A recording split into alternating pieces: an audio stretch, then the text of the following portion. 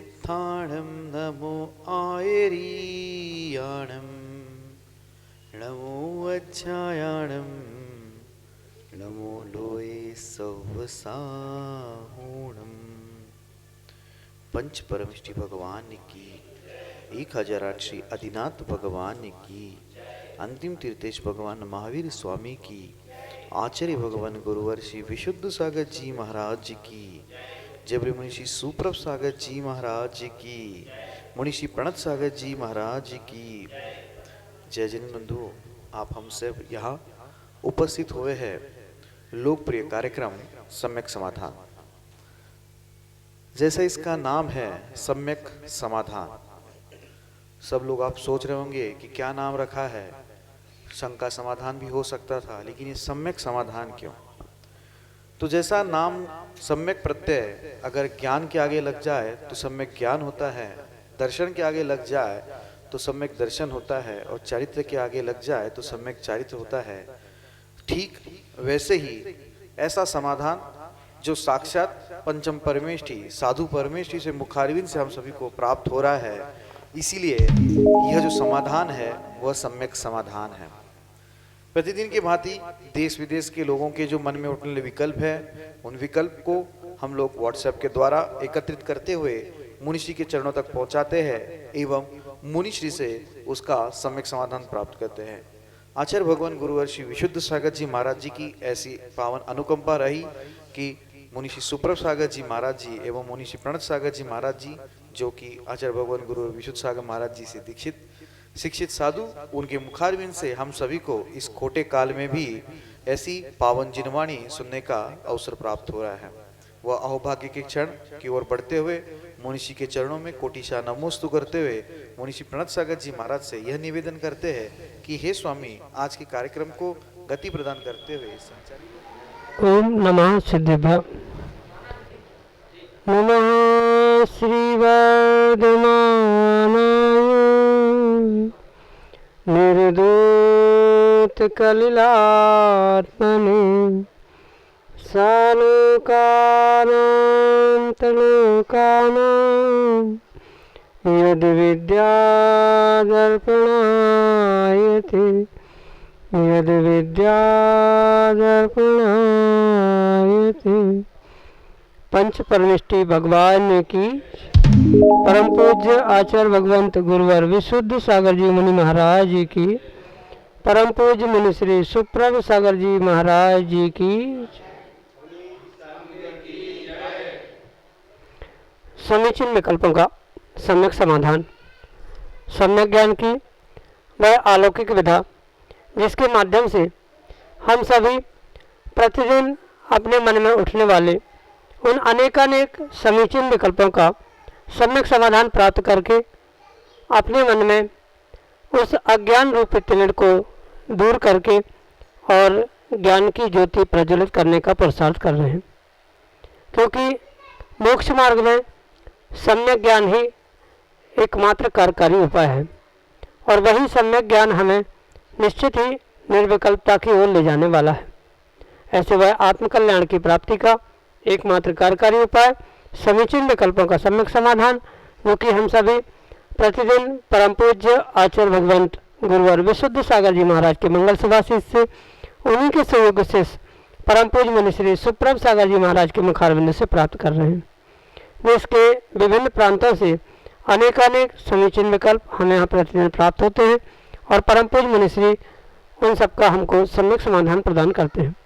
प्रारंभ करते हैं आज का सम्यक समाधान, और आज के पहले विकल्प के लिए आष्टा मध्य प्रदेश से अनन्य गुरु भक्त परिवार डॉक्टर मगन जैन, श्रीमती चंदा जैन, परम पूज्य मुनि श्री के श्री चरणों में कोटि कोटि नमोस्तु निवेदित करते हुए अपना विकल्प रख रहे हैं कि महाराज जी, पर का उपकार आत्मा का हित नहीं कर पाएगा, आखिर क्यों? हमारे समीचीन विकल्प का सम्यक समाधान करने की अनुकंपा करें। नमोस्तु महाराज जी, नमोस्तु। ओम नमः सिद्धम। परम पूज्य आचार्य भगवान गुरुवर विशुद्ध सागर जी महाराज की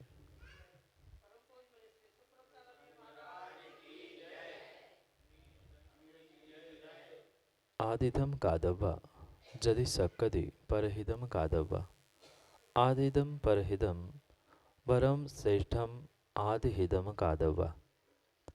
आचार्य भगवत ने बहुत अच्छा सूत्र दिया कि प्रत्येक जीव को अपनी स्वयं की आत्मा का हित करना चाहिए, और उसके पास शक्ति है तो पर का हित भी वह कर सकता। पर आत्महित और परहित में अगर कोई श्रेष्ठ हित है तो अपने आत्मा का स्वयं का हित करना ही सर्वश्रेष्ठ का। और इसी अपेक्षा से आचार्य भगवंत निश्चय नय को और निश्चय नय की अपेक्षा से समझाते हुए कहते हैं कि अपने स्वयं का हित चाहने से ही या अपने स्वयं का हित करने से ही वास्तव में अपना हित होगा। मात्र दूसरे का हित, दूसरे की अच्छाई आदि सोचने से, करने से स्वयं का हित कभी भी नहीं होगा। व्यक्ति कितना ही दूसरे के बारे में ये सोच ले कि सामने वाला व्यक्ति भोजन कर ले, उसको मिष्टान्न मिले, उसका पेट भर ले, पर उसके सोचने से सामने वाले का भी पेट भरे ज़रूरी नहीं है, और स्वयं का तो भरने वाला ही नहीं है, क्योंकि वह स्वयं अपने लिए कभी भी पुरुषार्थ नहीं कर रहा है।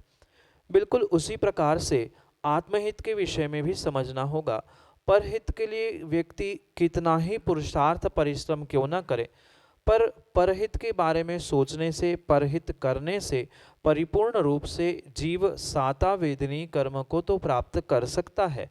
पर साता वेदनी कर्म संसार में ही बांधने का निमित्त होने के कारण वह मात्र पूर्ण रूप से आत्मा का हित करने वाला नहीं हो सकता।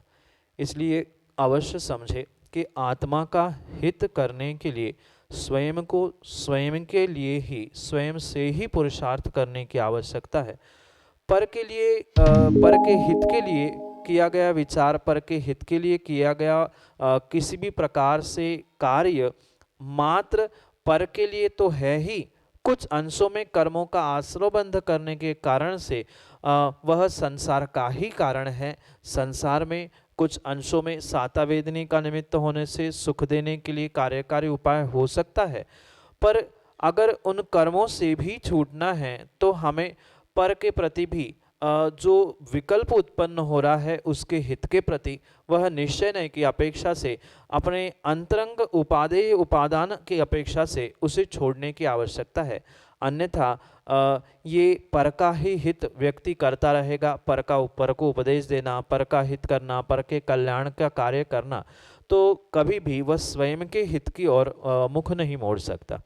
इसलिए आचार्य भगवंतों ने ये निश्चय नय की अपेक्षा से स्पष्ट रूप से समझाने का प्रयास किया है कि व्यवहार नय की अपेक्षा से फिर भी वह पर का हित करना अगर संभव है तो वह कर सकते हैं, पर उत्कृष्ट अगर कोई है तो वह आत्मा का हित करना ही है। और जब तक पर के हित में, पर के किसी भी प्रकार के कल्याण के विषय में व्यक्ति सोचता रहेगा, कार्य करता रहेगा, विचार करता रहेगा, तो किसी भी प्रकार से वह अपने आत्मा के हित तक नहीं पहुंच सकता है, क्योंकि वहाँ व्यवहार नय से पर के निमित्त से विकल्प, संकल्प आदि सब कुछ संसार में कर्मबंध का निमित्त बनेंगे, और उस कर्मबंध से संसार ही दीर्घ होगा।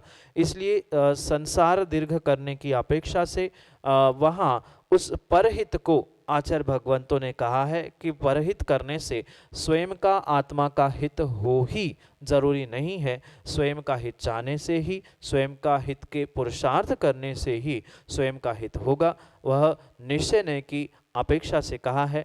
यही आपके लिए सम्यक समाधान। संस्कार जैन, ललितपुर, उत्तर प्रदेश से परम पूज्य मुनिश्री के श्री चरणों में बारंबार नमस्ते निवेदित करते हुए अपना समीचीन विकल्प रख रहे हैं कि महाराज जी जहाँ यंत्र जी विराजमान है तो उनको नमस्कार करने के लिए नमोस्तु शब्द का प्रयोग करेंगे या अन्य किसी शब्द का। हमारे समीचीन विकल्प का सम्यक समाधान करने की अनुकंपा करें। नमोस्तु महाराज जी, नमोस्तु। घर आदि में जो यंत्र विराजमान होते हैं वह परिपूर्ण रूप से पूज्य होने के कारण से नमस्करणीय तो है ही, और नमस्कार के निमित्त से आप चाहे उसे नमोस्तु कह दो या अन्य किसी भी प्रकार के शब्दों का वहाँ प्रयोग करो, उसमें कोई भी दोष नहीं है, क्योंकि वह मात्र भगवान और गुरु को ही नमोस्तु नहीं अपितु आगम में जिनवाणी को भी नमोस्तु कहने की ही आज्ञा प्रदान, क्योंकि जिनवाणी को भी आचार्य भगवंतों ने श्रुत देवता के रूप में स्वीकार किया है और श्रुत देवता के रूप में स्वीकार करते हुए उसे नमस्कार का रूप ही ग्रहण किया है। इसलिए चाहे वह यंत्र जी किसी धातु आदि के उस पे बनाए हो या अन्य भी किसी प्रकार से यंत्र जो कि प्रतिष्ठित है, उनको नमस्कार करते समय नमोस्तु शब्द का ही प्रयोग किया जाए। अन्य कोई भी शब्द प्रयोग कर रहे हैं तो उसमें भी दोष नहीं है, पर उसे अगर नमोस्तु शब्दों के द्वारा ही हम अभिवादन कर रहे हैं तो वह किसी भी प्रकार से दोषपूर्ण कार्य नहीं है। यही आपके लिए सम्यक समाधान। नवीन जैन घोरा मध्य प्रदेश से अगले समीचीन विकल्प के लिए हमारे सामने। नमोस्तु महाराज त्रिकाल नमोस्तु नमोस्तु नमोस्तु। आचार्य विशुद्ध सागर महाराज की जय। महाराज ये निवेदन है कि क्रमबद्ध की स्वीकृति में अनंत पुरुषार्थ है, फिर आजकल क्रमबद्ध के लिए क्यों नहीं माना जा रहा है? क्रमबद्ध के बगैर तो कुछ है ही नहीं है, और जो क्रमबद्ध में अनंत पुरुषार्थ है उसका आप हमें समाधान चाहते हैं। नमस्ते महाराज। नवीन भाई, सबसे पहले तो आप क्रमबद्ध इस शब्द का आगम प्रमाण खोजने का प्रयास करें। वर्तमान में किसी व्यक्ति ने अगर अपने चिंतन से कोई शब्द बनाया है तो वह किसी भी प्रकार से आगम नहीं स्वीकार किया जाएगा। पूर्वाचार्यों ने जिस शब्द को, जिस विषय को स्वीकार किया ही नहीं है, उस बातों को लेकर बहस करना व्यर्थ है। जैसे कुछ दिन पहले आप भी कह रहे थे, आगम में जब शांति धारा का वर्णन है ही नहीं है तो करने की क्या आवश्यकता। मैं भी आपसे ये कहना चाहता हूँ कि जब आगम में क्रमबद्ध इस शब्द का प्रयोग किसी पूर्वाचार्य ने, किसी तीर्थंकर भगवान ने किया ही नहीं है, तो उन शब्दों को लेकर वही अनंत पुरुषार्थ की बातें करना, वही बातें लेके बैठ जाना, ये किसी भी प्रकार से योग्य नहीं। पहली बात तो आगम प्रमाण नहीं है। दूसरी बात, अगर हम तर्क से समझे तो ये समझने की आवश्यकता है, अगर क्रम बंधा हुआ ही है तो फिर जो आप भले ही अनंत पुरुषार्थ कह रहे हो या अन्य भी बातें कह रहे हो, ये कहने की आवश्यकता ही क्या है। जब सब कुछ क्रमबद्ध है ही तो क्रमबद्ध होता है, क्रमबद्ध पर्याय होती है, ये जगह जगह पर व्याख्यान करते हुए समझाने की आवश्यकता क्या है। जिसका जब जैसा क्रमबद्ध पर्याय का उदय आएगा वह व्यक्ति तब समझेगा। क्रमबद्ध के बारे में समझाने के लिए शिविर करा लेना, निमित्त आदि कैसे कार्यकारी नहीं है आदि के लिए समझाने के लिए निमित्त बन जाना, ये किसी भी प्रकार से योग्य नहीं है।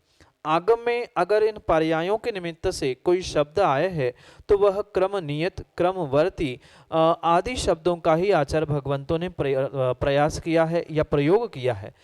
जब आचार्य भगवंत इन शब्दों को स्वीकार करते ही नहीं है तो इन शब्दों को लेकर हमें बहस करना या उनको लेकर विकल्प करना किसी भी प्रकार से योग्य नहीं है। अगर किसी पूर्वाचार्य भगवंतों ने इस विषय को अगर स्वीकार किया होता तो उसके बारे में निर्णय करते हुए चर्चा करना कुछ फलीभूत कार्य हमारे सामने लाने वाला हो सकता था। पर पहली ही बात जो कि आज्ञा सम्यक्त है उसे स्वीकार करते हमें यह निर्णय करना होगा। आगम में उसका पूर्वाचार्यों ने किसी भी प्रकार से उल्लेख किया ही नहीं है। और रही बात जो बंधे हुए कर्म पर्यायों के विषय में व्याख्यान आप कर रहे हैं, तो उस विषय में भी ये समझने की आवश्यकता है कि वह बंधना किसके साथ है, वह पर्याय किसके साथ बंधी है। अगर आप भगवान केवली के ज्ञान में उसकी बद्धता मान रहे हो कि उनके ज्ञान में जो जैसा जैसा झलका है वैसा वैसा ही मेरे साथ हो रहा है, अगर ऐसी मान्यता है तो फिर प्रत्येक द्रव्य की स्वतंत्रता का जो सिद्धांत है वह लोप हो जाएगा। एक द्रव्य दूसरे द्रव्य पे आलंबित रह जाएगा। मेरा प्रत्येक परिणमन केवली के ज्ञान से बंधा हुआ होने से मुझे उनके ज्ञान के हिसाब से ही चलना होगा, पर वास्तविकता ऐसी नहीं है। हमारे पर्याय में या हमारे किसी भी प्रकार से पुरुषार्थ करते समय अगर हम क्या कर रहे हैं वह उनके ज्ञान में झलक रहा है तो वो भिन्न विषय है, पर हमारे पुरुषार्थ में और उनके ज्ञान में क्या तारतम्यता है उसे बहुत अच्छे से समझने की आवश्यकता है। हमारा पुरुषार्थ हो, चाहे हमारा भाग्य हो, हमारी कोई भी पर्याय क्यों ना हो, वह किसी भी प्रकार से भगवान केवली के ज्ञान से बंधी हुई नहीं है और अन्य भी किसी प्रकार से उनका बंधन नहीं है। अगर बंधन है तो फिर द्रव्य की स्वतंत्रता नष्ट हो सकती है। इसलिए पर्याय को जब भी आचार्य भगवंतों ने व्याख्यायित किया है उसे समझने की आवश्यकता है। क्रम भाविनः पर्याया एकस्मिन् द्रव्ये क्रम भाविनः पर्याय। एक ही द्रव्य में एक समय के बाद दूसरे समय में जो आने वाला है वह आने वाली अवस्था है, उसको आचार्य भगवंतों ने पर्याय स्वीकार किया है, पर पर्याय का पर्याय के साथ किसी भी प्रकार से बंधन नहीं है। हाँ, ये नियत हो सकता है, पर वह नियतता भी सम्यक प्रकार से अनेकांत से समझने की आवश्यकता है, क्योंकि एकांत से अगर नियतवाद हम मानेंगे तो सद्वाद का और जैन दर्शन का बहुत बड़ा विपर्यास हम कर रहे हैं। इसलिए ये अवश्य समझे, जो ये क्रम नियतता है पर्यायों के निमित्त से या अन्य भी जो नियतवाद कहा गया है वह अनेकांत से कहा है, एकांत से किसी भी प्रकार से ये ऐसा ही होना था, ऐसा ही नियत है, ऐसा अगर हम कहेंगे तो कभी भी हम आगम को सत्य रूप से पहचान नहीं पा रहे हैं। मैं तो ये सोचता हूँ कि एक शब्द को लेकर इतना ओहापोह करने की आवश्यकता ही क्या है, जब आचार्यों ने उसके लिए 3 और शब्द दिए हैं, क्रम नियत, क्रम वर्ती, क्रम भावी। हम उन शब्दों का प्रयोग करते हुए सम्यक प्रकार से अनेकांत को समझते हुए उन पर्यायों का व्याख्यान समझे तो वह हमारा जो अनादिकाल का विपरीत परिणमन है वह मिटने की संभावना है। इसलिए किसी भी प्रकार से ये निर्णय ना करे कि पर्याय बंधी हुई है न भगवान के ज्ञान से, न एक पर्याय दूसरी पर्याय से। अगर एक पर्याय दूसरी पर्याय से बंध के रह रही है तो फिर वह दूसरी पर्याय किस बात की? अगर द्रव्य से बंधी हुई है तो वह द्रव्य और पर्याय का फिर परिणमन बदलाव किस अपेक्षा से समझे। अनेकानेक उनको तर्कों के द्वारा ये निर्णय करने की आवश्यकता है कि किसी भी प्रकार से पर्याय किसी से ही बंधी नहीं है, न परस्पर में, न द्रव्य से, न गुणों से, न भगवान के ज्ञान से। इसलिए वह पर्याय क्रम नियत है, क्रम भावी है, क्रमवर्ती हो सकती है, क्रमबद्ध आगम का भी शब्द नहीं है और साथ में तर्कों के द्वारा भी सिद्ध नहीं होता। भले ही उसमें अनंत पुरुषार्थ की बातें कही है, समझी है, पर अनंत पुरुषार्थ कभी भी छुपा हुआ, बंधा हुआ नहीं होता है। ये नियतवाद जो है उसे अनेकांत की दृष्टि से समझे और अपना सम्यक निर्णय करे, यही आपके लिए सम्यक समाधान। अहिमेंद्र जैन, रामटोरिया, मध्य प्रदेश से अगले समीचीन विकल्प के लिए हमारे सामने। आचार्य भगवान के चरणों में त्रिवार नमोस्तु करते हुए, हे मुनिवर, मेरे मन में एक प्रश्न है कि मंदिर जाने की विधि तो सब जानते हैं, लेकिन मंदिर से घर जाने की विधि क्या है यह बताने की कृपा करें। नमोस्तु भगवान।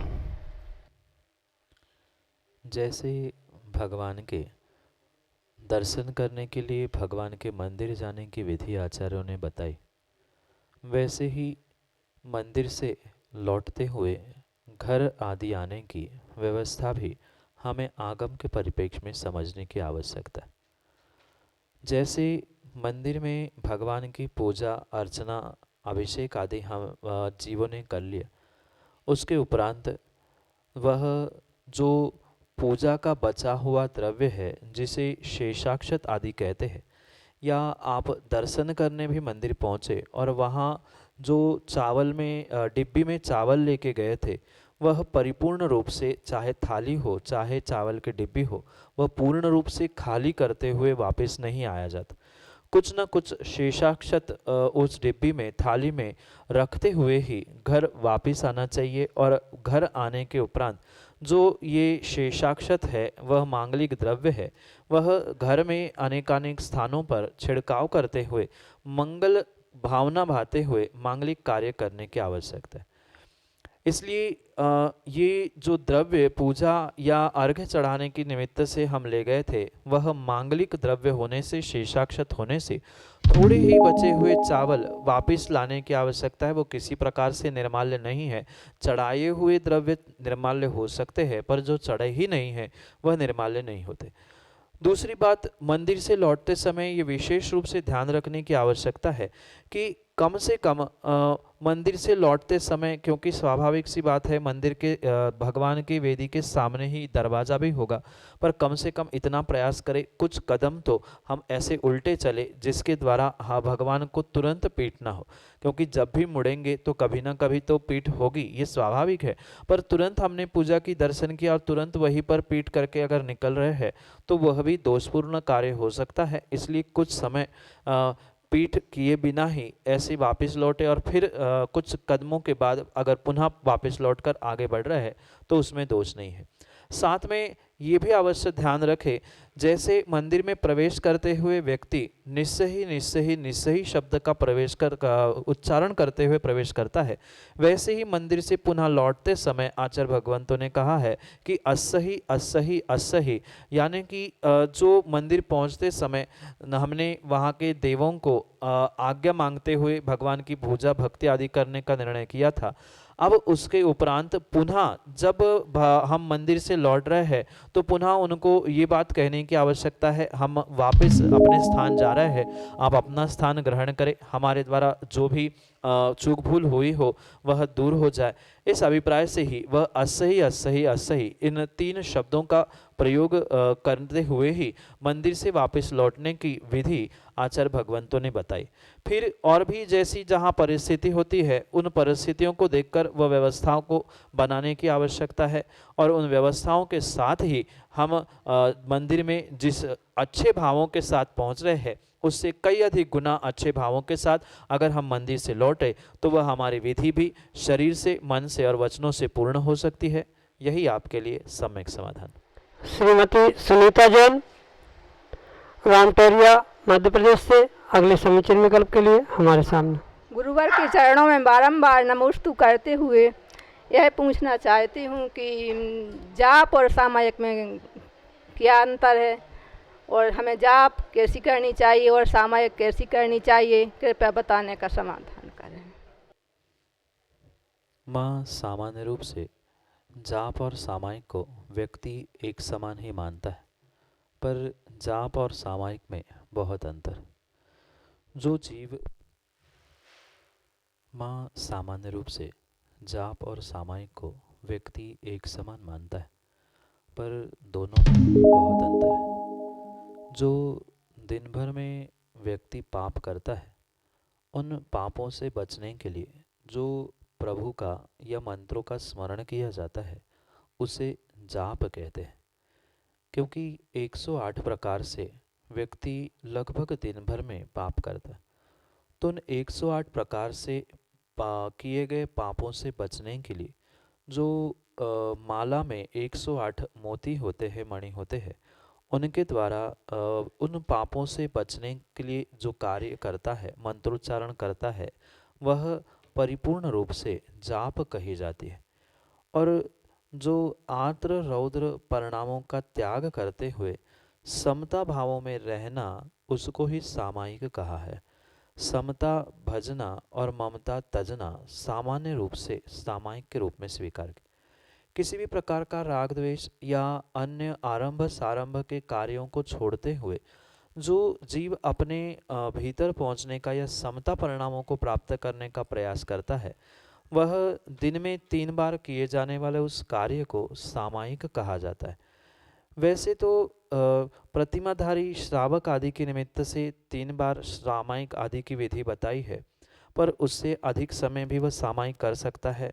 साथ में जाप भी उसके निमित्त से वह जब चाहे तब कर सकता है। पर विशेष रूप से ये समझना होगा कि सामायिक करते समय यानी समता परिणामों के साथ राग द्वेष को छोड़ते हुए अगर जाप कर रहे हैं तो उसमें कोई दोष नहीं है। साथ में सामायिक में भगवान की स्तुति वंदना भी की जा सकती है, कोई स्तोत्र पाठ भी किया जा सकता है, भगवान का आत्मा का ध्यान भी किया जा सकता है।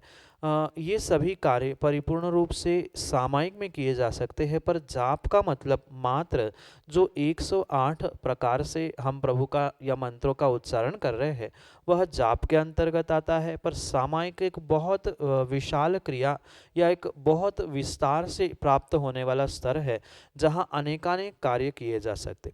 प्राथमिक अवस्थाओं में ग्रंथों को खोलते हुए स्तोत्र का पाठ करना, भक्तांबर हो, कल्याण मंदिर हो आदि स्तोत्र पढ़ना, जाप आदि करना, ध्यान आदि करना, ये सब कुछ सामायिक में किया जा सकता है। पर जाप में मात्र जाप ही होती है, भगवान का मंत्रोच्चारण आदि के द्वारा ही स्मरण किया जाता है, अन्य किसी प्रकार का स्थान जाप में नहीं है। इसलिए सामायिक में जाप की जा सकती है, पर जाप करते समय व्यक्ति समता परिणामों के द्वारा सामायिक को भी प्राप्त करने का पुरुषार्थ कर सकता है। यही दोनों में अंतर और दोनों में समानता आपके लिए सम्यक समाधान से। विकास जैन, रामटरिया, मध्य प्रदेश से अगले समीचर विकल्प के लिए हमारे सामने। गुरुदेव के चरणों में त्रिवार नमोस्तु नमोस्तु नमोस्तु। मेरा प्रश्न यह है कि जैन धर्म चतुर्थ काल में पूरे विश्व में फैला था, आज वह देखने को नहीं मिलता विश्व में, इसका समाधान कारण क्या है गुरुदेव? नमोस्तु गुरुदेव। विकास भाई, काल के परिवर्तन के निमित्त से समय का, सृष्टि का और क्रियाओं का और कसायों का स्थान स्थान पर विकास होते हुए प्रत्येक वस्तु में परिणमन होता है। और विशेष बात समझने योग्य यह है कि चौथे काल का जो धर्म के प्रति जीवों का श्रद्धान था, समर्पण था, वह काल के परिणमन के निमित्त से बदलते हुए कम ज़्यादा होना ये स्वाभाविक रूप से भरत क्षेत्र का परिणमन है। क्योंकि हम भरत क्षेत्र में रहते हैं और इस भरत क्षेत्र में काल के निमित्त से प्रतिपल प्रति समय परिणमन अवश्य होते हुए देखने में आता है। पहला काल, दूसरा काल, तीसरा, चौथा, पांचवा, छठवा, पुनः छठवा, पांचवा, चौथा, तीसरा और दूसरा, पहला, ये अवसर्पणी उत्सर्पणी काल का परिणमन भरत ऐरावत जैसे कर्मभूमियों में जो देखने में आता है वह मात्र इसी के निमित्त से परिणमन देखने में आता है। मात्र इंद्रिय सुख, भोग, सुख सुविधा इतने में ही परिणमन नहीं होता। धर्म के प्रति श्रद्धान, धर्म की क्रियाएं, सम्यक, मिथ्यात आदि में भी परिपूर्ण रूप से बदलाव होते हुए देखने में आता है। और विशेष बात वर्तमान के काल के संबंध में समझने योग्य है कि यह जो पंचम काल है वह हुंडावसर्पणी पंचम काल होने के कारण से यह विशेष रूप से इस प्रकार से द्रव्य मिथ्यात बढ़ते हुए दिख रहा है। और द्रव्य मिथ्यात जैसे ही बढ़ेगा, यानी कि सच्चे देवशास्त्र गुरु के अलावा अन्य भी जो कुदेव को गुरु और कुशास्त्र को मानने वाले हैं, उसके निमित्त से जो वर्तमान में मिथ्यात का तांडव दिख रहा है, उसके कारण से ही जो चौथे काल में पूरे विश्व में व्याप्त जो ये जैन धर्म था वह आज बहुत संक्षेप रूप से या बहुत सूक्ष्म रूप से होते हुए देखने में आ रहा है। ये कुछ अंशों में काल का परिणमन ही समझना होगा कि जब अवसर्पणी काल आता है तब क्रम क्रम से सुख भी कम होता है, धर्म भी कम होता है, धर्म की क्रियाएं भी कम होती है। ये परिणमन ऐसा काल के निमित्त से होने से ही चौथे काल के धर्म की क्रिया और पंचम काल के धर्म और धर्म की क्रिया में बदलाव दिखता है। साथ में दूसरा विषय ये भी समझने योग्य होगा कि इस विषय में हमारे तीर्थंकर भगवंतों ने अपने दिव्य ध्वनि में पहले से ही कह के रखा है कि चौथे काल की अपेक्षा से पांचवें काल में, पांचवें काल की अपेक्षा से छठे काल में धर्म का क्रम क्रम से ह्रास होता रहेगा। वर्तमान में जितना धर्म की क्रिया या जैन धर्म को मानने वाले दिख रहे हैं वह छठे काल में जो आने वाला समय है उसमें उतने भी धर्मात्मा मिलने वाले नहीं हैं। क्योंकि छठे काल में बिल्कुल भी धर्म होता ही नहीं है। जब छठे काल में धर्म का पूर्ण लोप ही होने वाला है, तो उसके पहले वाला यानी ये जो पांचवा काल है, इस पंचम काल में नियम से ही उस धर्म की क्रियाओं में ह्रास होता हुआ अवश्य ही देखने में आता है। इसलिए ये अवश्य समझे कि जैसे आप कुछ वर्ष पहले बालक थे, फिर किशोर हुए, आज युवा है, आने वाले समय में प्रौढ़ होंगे, वृद्ध होंगे। जैसे आपके शरीर में, आपके परिणामों में, आपकी क्रियाओं में, आपकी पसंद में काल बदलते बदलते परिणमन दिख रहा है, परिवर्तन दिखता है, बिल्कुल उसी प्रकार से काल का जैसा परिवर्तन होता है, वैसे ही जीवों के परिणाम, जीवों की दशाएं, जीवों की अवस्थाएं, चाहे धर्म के प्रति रुझान हो, सम्यक मिथ्यात्व के प्रति रुझान हो, ये समय समय पर बदलते हुए देखने में आता है। जो सामग्री या जो वस्तु बचपन में आपको पसंद थी, ज़रूरी नहीं है वही युवावस्था में पसंद हो, और जो आज पसंद है वो भी ज़रूरी नहीं है कि आने वाले वृद्धावस्था में वो वही वस्तु आपको पसंद हो। बिल्कुल इसी प्रकार से ये एक पर्याय में जैसा ये परिणमन दिखता है, फिर तो चौथा काल और पांचवा काल, इसमें बहुत सारा काल परिवर्तित हो चुका है, बहुत समय बीत चुका है, और उस काल और समय के बदलाव के निमित्त से ही विशेष रूप से ये परिणमन दिखता है, क्योंकि ये आचार भगवंतों का, भगवान तीर्थंकरों का ऐसा दिव्य ध्वनि आदि के माध्यम से हमें प्रदान किया धर्मोपदेश भी है, और साथ में काल का परिणमन साक्षात हम देख रहे हैं। जितनी श्रद्धा, जितना समर्पण आपके पूर्वजों के पास था, उतना श्रद्धान, उतना समर्पण आज के पीढ़ी के पास नहीं है। आप में नहीं है तो आने वाले पीढ़ी में तो और भी उससे कम होगा। ये क्रम क्रम से ये काल का परिणमन, परिवर्तन, बदलाव दिख रहा है, और उसी के कारण से पंचम काल में चौथे काल की अपेक्षा से धर्म और धर्म को मानने वाले जीवों का संख्यामान कम होते हुए देखने में आ रहा है। यही आपके लिए सम्यक समाधान। जय जन बंधु, हम सभी अभी लाभ ले रहे थे सम्यक समाधान इस कार्यक्रम का। प्रतिदिन यह कार्यक्रम 5:13 पे सुप्रभ उवाच इस YouTube चैनल के माध्यम से प्रसारित होता है। आज हर घर में स्मार्टफोन है, स्मार्टफोन में YouTube का ऐप होता है। YouTube के ऐप पे आप सर्च पे जाके सुप्रभ उवाच सर्च करिएगा। सुप्रभ, मुनीषी सुप्रभ सागर जी का नाम सुप्रभ, वाणी का पर्यायवाची नाम उवाच, सुप्रभ उवाच यह YouTube चैनल का नाम है। आप उसके माध्यम से YouTube पे सर्च करिएगा। प्रतिदिन यह कार्यक्रम 5:13 पे YouTube चैनल पे प्रसारित होता है, सम्यक समाधान इस नाम से। 8707548811 नोट करिएगा नंबर 8707548811। यह व्हाट्सएप का नंबर है। यह व्हाट्सएप के नंबर पे आप अपने विकल्प हम तक पहुंचा सकते हो। 8707548811 यह व्हाट्सएप का नंबर पे आप अपने ऑडियो मैसेज, वीडियो मैसेज या टेक्स्ट मैसेज या इमेज के साथ अपना विकल्प हम तक पहुंचा सकते हैं। कार्यक्रम में वो सम्मिलित करते हुए उसके सम्यक समाधान आपको YouTube के माध्यम के द्वारा सुनाए जाएंगे। सम्यक.समाधान@gmail.com यह हमारे जीमेल की आईडी है। आप जीमेल की आईडी का प्रयोग करके भी अपने विकल्प हम तक पहुंचा सकते हो। प्रतिदिन मुनीषी के प्रवचन शाम को 7:40 पे जिनवान टीवी के माध्यम से प्रसारित होते हैं।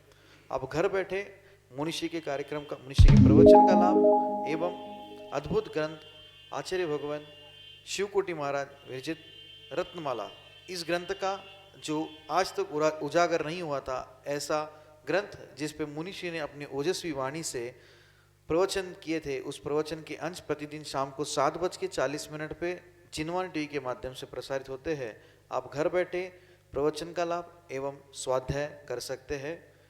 आज के लिए इतना ही।